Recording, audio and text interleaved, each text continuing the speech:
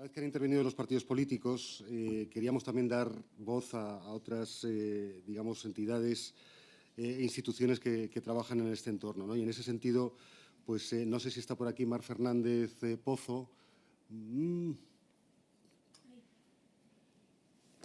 Perdona, no veía nada. Mar, qué bueno verte por aquí. Ella es la directora de IMPROBO, la Organización Interprofesional del Huevo y sus Productos. Mar, nos encantaría si tuvieras la ocasión de hablar durante 5 minutitos un poco también sobre tu experiencia y sobre esta campaña. Creo que tienes ahí micrófono. Entiendo que sí, ¿no? Ahí. Perfecto. Muchas gracias. Hola, buenos días. Muchas gracias por habernos invitado a este foro por el fin de las jaulas, aunque veo que al final se ha hablado de muchas cosas y no solamente del fin de las jaulas. Es cierto que se ha citado varias veces al sector del huevo como uno de los ejemplos de sector que ha ido transformándose, que ha ido adaptándose y que está en estos momentos en una situación, digamos, más avanzada que otros para el fin de las jaulas, aunque, como hemos visto ahí, la comparación con otros países de la Unión Europea, en el caso de España, pues bueno, nos coloca todavía con un camino por recorrer.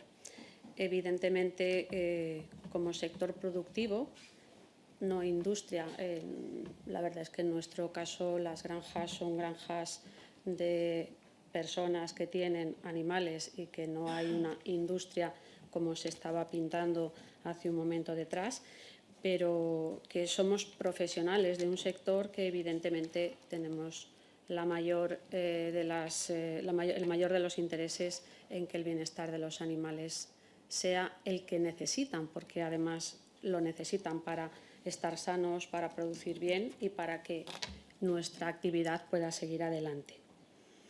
En cualquier caso, sí que nos parece interesante el que se esté contemplando en este foro esa faceta que no tiene que ver tanto con el posicionamiento ideológico o no en cuanto al uso o al trato o a los derechos de los animales, sino ese aspecto que tiene que ver con una actividad económica. Y, desde luego, a nosotros nos parece muy interesante la aportación que nos ha hecho el Ministerio. El Ministerio, evidentemente, nos ha puesto sobre la mesa la situación en la que están las producciones ganaderas, en nuestro caso de la Unión Europea y española, respecto de estos cambios que se están promoviendo, y también nos habla del riesgo de que haya algún proceso de transición que sea precipitado, que haya una situación como la que vivimos en el año 2012, en la que se dejó por parte de muchas granjas de producir porque no pudieron afrontar el cambio como se había previsto. Hubo una falta evidente de huevos en el mercado, hubo una subida de precios y costó mucho recuperar esa situación y recuperar una actividad que para muchos, pues evidentemente, es su actividad principal. Esa velocidad de transición tiene mucho que ver, evidentemente, también con la demanda de los consumidores. Nadie niega que si uno quiere comprar huevos ecológicos y se aumenta la demanda de la producción ecológica, no hay nadie que esté pensando, pues no me da la gana de cambiar porque me gusta más producir en este sistema o en el otro. Evidentemente, lo que estamos haciendo es, en todo momento, ajustarnos a esa demanda del consumidor para darle al consumidor lo que necesita. Y en este caso, si lo que se pretende es eliminar la producción en jaulas y dado que hasta ahora no ha habido esa demanda por parte de los consumidores para vender la totalidad de los huevos que hay en España en sistemas sin jaula, hemos advertido de que las inversiones que se requieren para esa conversión de las granjas se estiman en más de 1.000 millones de euros solo para España, y eso equivale a la facturación del sector en un año, un sector que trabaja con unos márgenes que, desde luego, no le permiten abordarlo así con un periodo transitorio que no les permita, pues eso, ir absorbiendo esas inversiones, más el coste de producción que supone, que es más elevado al producir en sistemas alternativos.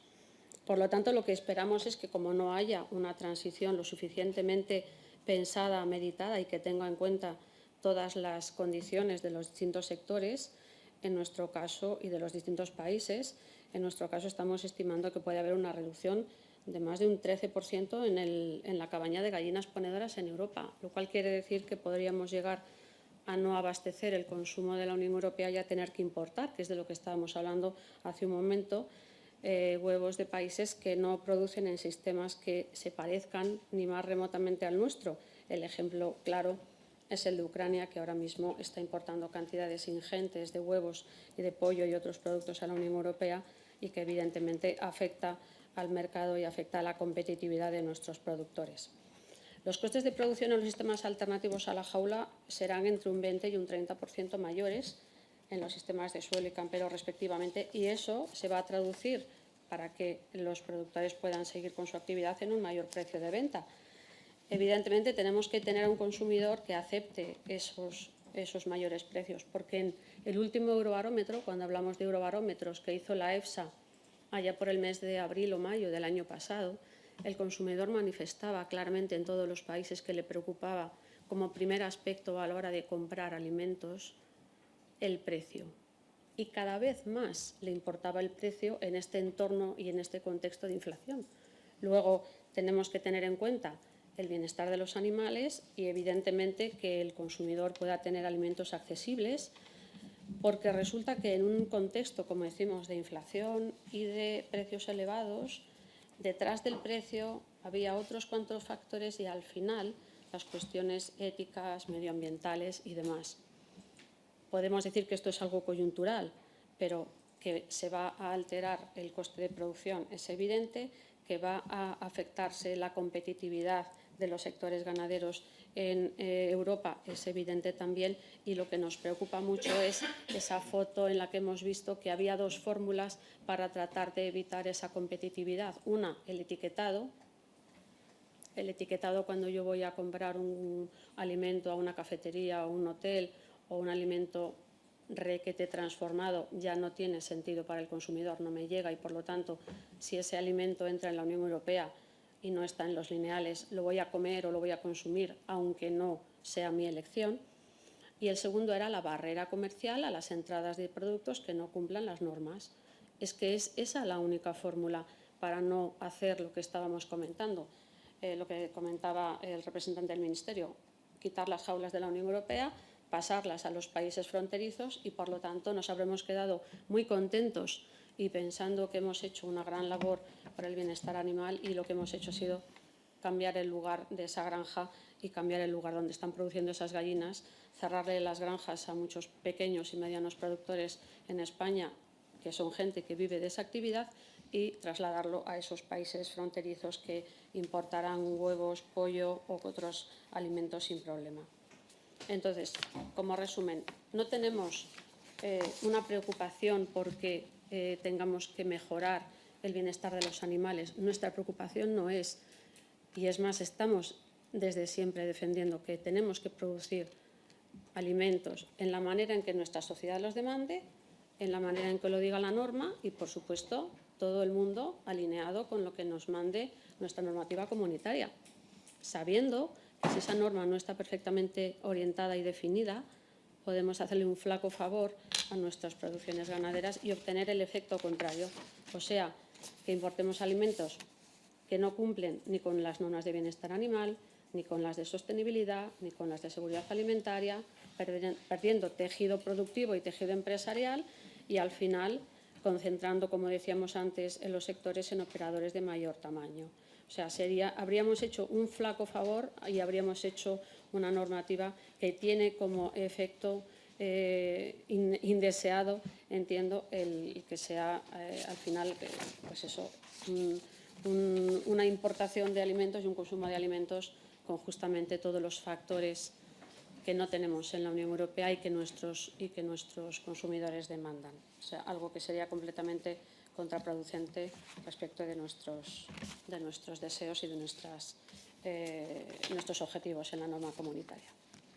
Bueno, creo que con eso ya podemos cerrar, que no vayamos a intentar hacer algo y conseguir justamente el efecto contrario. Muchas gracias.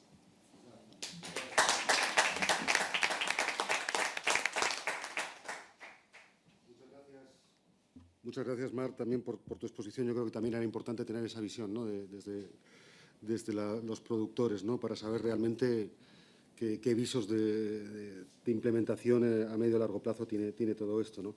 Bien, para cerrar la jornada, no podríamos cerrarla sin que intervinieran pues, los grandes promotores de este evento, ¿no? Gente que, como sabéis, viene luchando desde hace mucho tiempo porque los derechos de los animales sean reconocidos, ¿no? Citando un poco a Brecht, ¿no? A Bertolt Brecht, decía él aquello de que hay personas que luchan un día y que son importantes, hay personas que luchan una semana y todavía son más importantes, pero hay gente que lucha toda la vida y esos son los imprescindibles, ¿no?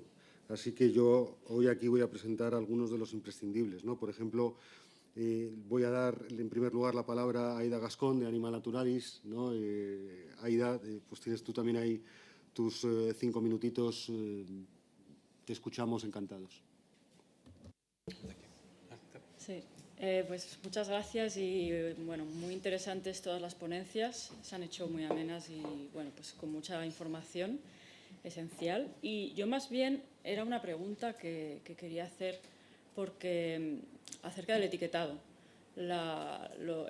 Digamos, creo que fue en 2004, 2005 que se implementó desde la Unión Europea esta obligatoriedad para etiquetar a los huevos.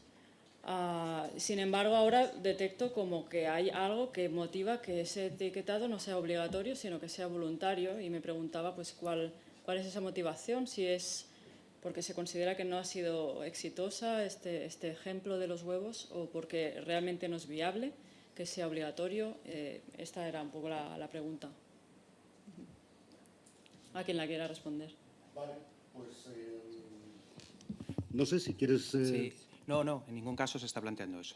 O sea, los huevos es el único producto que de forma obligatoria tiene un etiquetado por forma de cría, que está establecido. Lo que se está planteando ahora es hacer extensiva esa obligatoriedad a todos los productos de origen ganadero y no solo vinculado al sistema de producción, sino a distintos estándares de bienestar animal. Entonces, para eso lo que se plantea es un etiquetado. El etiquetado de huevos es un etiquetado descriptivo, que describe los huevos, la forma de cría que han tenido esos huevos. Lo que busca con eso es hacer un etiquetado de valor añadido, digamos, un etiquetado diferencial que digan esta es la producción ordinaria, esta es la producción un poquito mejor, esta es la producción un poquito mejor y esta es la producción. Y ese es un entorno en el que se plantea que sea voluntario, es decir, que hay un estándar general que tenga todo el mundo y que en el huevo seguirá siendo la forma de cría, que es la que se tiene, y además se tengan unos estándares que vayan más allá de la normativa y eso es lo que se etiquete de forma voluntaria. Bien, no sé si quieres continuar, si quieres Sí, todavía unos no me queda minutillos. muy claro cómo se plantea el etiquetado obligatorio entonces en otros sistemas de producción de otras especies. Si es que igual no hay nada, está todo por construir. Ahora mismo no hay etiquetado obligatorio en otras especies. Lo que se está planteando es que hay un esquema que sea voluntario y que sea para todos. Eso lo hace en el momento en el que tú tienes un etiquetado que es voluntario para todos, en el fondo es obligatorio.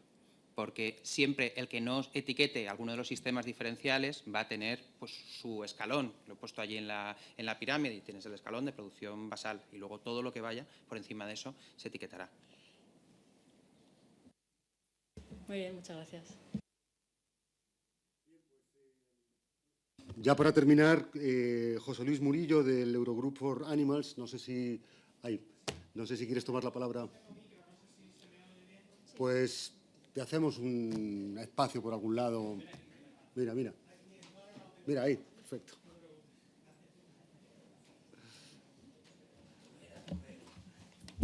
Ahora sí, ¿no?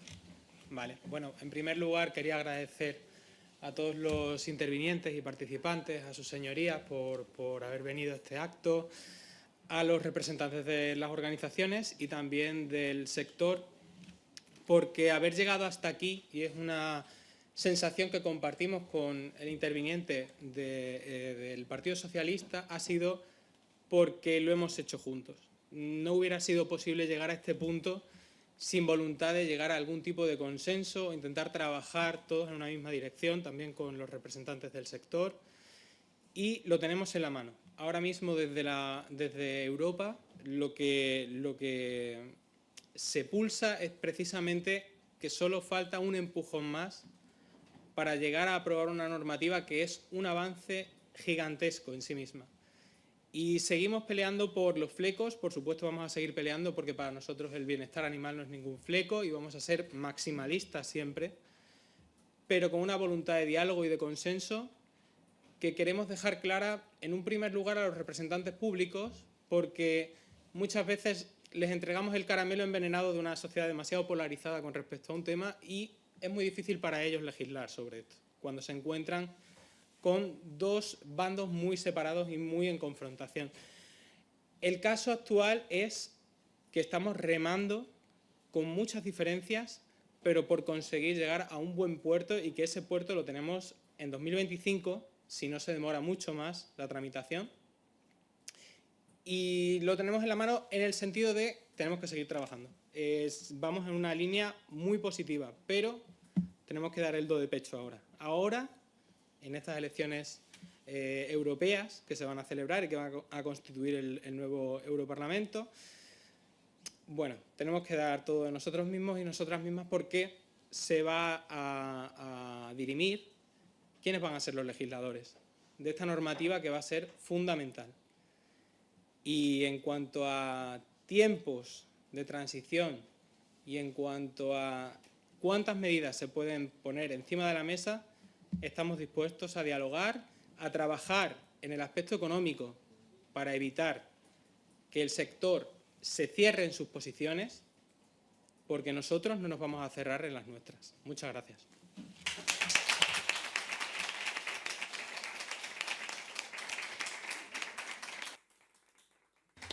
Muchas gracias, José Luis. Bien, antes de cerrar, como todavía veo que no vamos mal de tiempo, si os parece, alguno de los ponentes de la mesa, si quiere decir algo, concluir algo, alguna pregunta, conclusión, reflexión, pues estáis también en posibilidad de hacerlo. Tendríais un par de minutitos, no sé si Blanca, Ana María, Pablo, Javier, si queréis comentar algo. Por favor, no te cortes, adelante. En la misma línea que comentaba José Luis Murillo de Eurogroup for Animals, nosotros estamos convencidos, ¿no?, de que este cambio, esta transición, solo es posible si vamos todos juntos de la mano. Productores, legisladores, sociedad civil, y se establecen unas herramientas financieras para hacerlo posible, unos tiempos factibles, y se tiene en cuenta la sensibilidad de los animales. Entonces, todo en conjunto lo hará posible. Esperemos. Muy bien.